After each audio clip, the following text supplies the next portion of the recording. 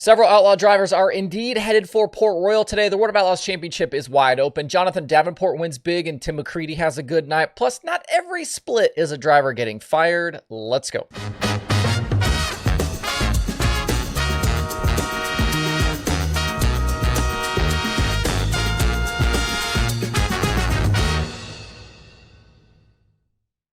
It's Sunday, May 26th. I'm Justin Fiedler. This is Dirt Tracker Daily presented by Kubota Genuine Parts.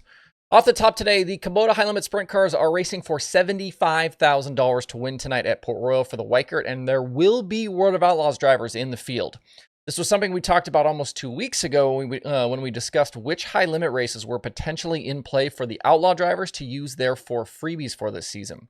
I had heard that there were some Outlaw teams considering this race because of the proximity to the Ohio races and the money available. Just a few days ago, when talking to some industry friends, we weren't sure who, maybe if any teams would do it. But then late in the week, things kind of started to become clear. And first we found out that Brock Zierfuss had decided to make the trip as his team shared the plan to Facebook. And then just this morning, it was Logan Schuerenberg announcing he was inbound as well. His name was one I had heard about. And then the one we'd been hearing all along was David Gravel, and he's confirmed as racing tonight also. And Danny Dietrich, who is involved in promoting this race, alluded to maybe some others, but we'll see who else shows up. So a 6.5-hour trip from Atomic last night, and then a 5.5-hour trip back to Fremont for Monday doesn't seem to be bothering several of these Outlaw teams. It's important to point out as well that a full-time Outlaw driver hadn't won an Outlaw show at Port Royal since Donnie Schatz did it in 2019. So the numbers not really in their favor here, but things always change with big money on the line. The Saturday portion of the Weikert was rained out, so everyone in the field today will be starting from the same point. Those local and high-limit teams won't have had the advantage of racing last night. Hot laps are scheduled for today. I think it was originally 5:15. I think it's 4:15. I think they moved things up because of the weather. And if you can't get to Port Royal, you can watch it live over on Flow Racing. And after these past two nights at Atomic with the World of Outlaws, we've had some shifting in the championship. Gravel did win Friday, getting around Brady Bacon in lap traffic and picking up a season victory number 8 over Carson Macedo and Buddy Kofoid.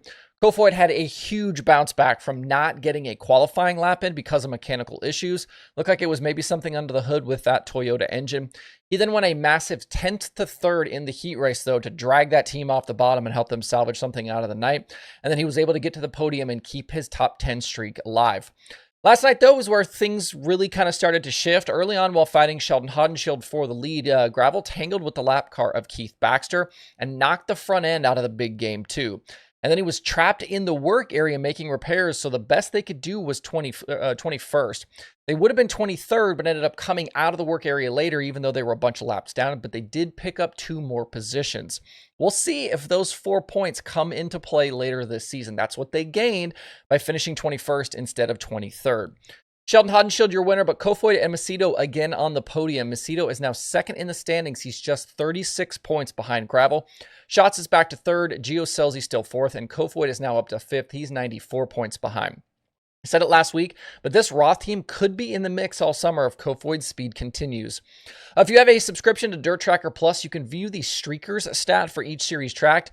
And right now, it's 18 straight top 10s for Kofoid and 19 straight for Macedo. The Outlaws are right back to racing tomorrow night at Fremont. The other big money available this weekend was for the Lucas Oil Late Model Dirt Series at Lucas Oil Speedway. This was the Show Me 100.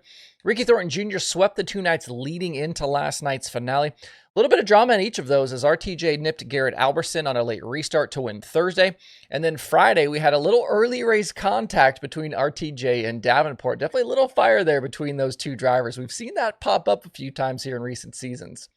Last night, though, Davenport went 4th to the lead on the first lap and never relinquished the lead from there. He paced all 80 laps for the $50,000 win. Tim McCreadie, Dalton Wilson also on the night's podium. Hat tip as well to Ross Robinson, 25th to 4th last night.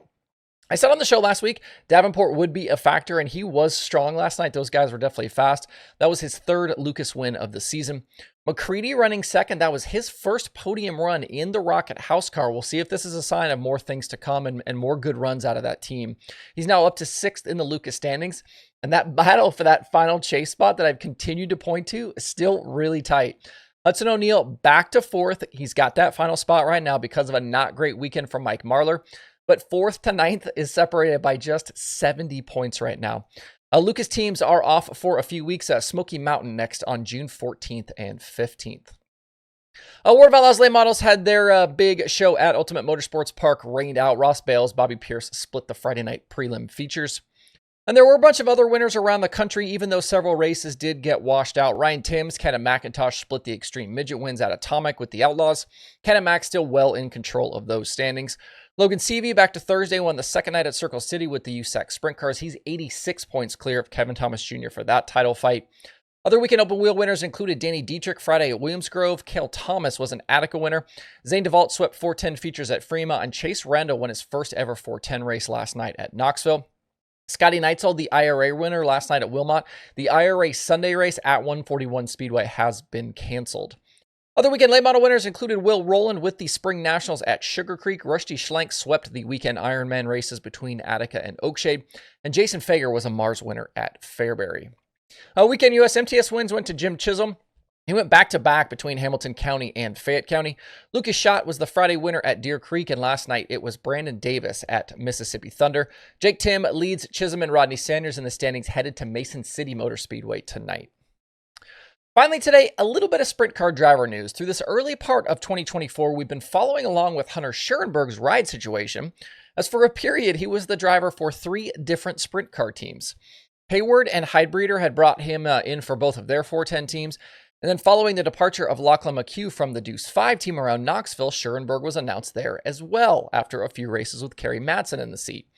And you wondered how he would balance responsibilities for 3 different 410 sprint car teams, but now we know he won't have to do it. Back on Friday, Hayward Motorsports announced that going forward, Joel Myers Jr. from California will drive the Shitty Coolers 19 machine. If they stick with their original schedule posted back in January, that would mean Myers' first race will be the May 31st High Limit Show at Lawrenceburg.